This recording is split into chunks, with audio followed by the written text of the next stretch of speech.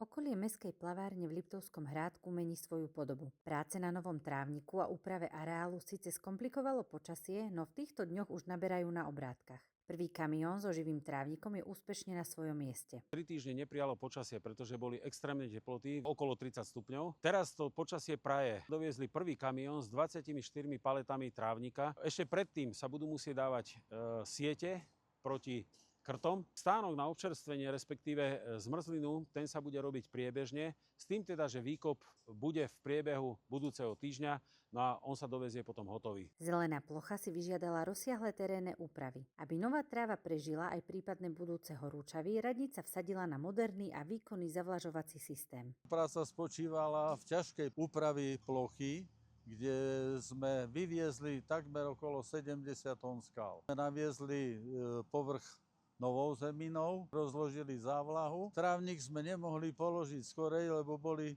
tropické teploty, takže by sa cestou sem zaparil.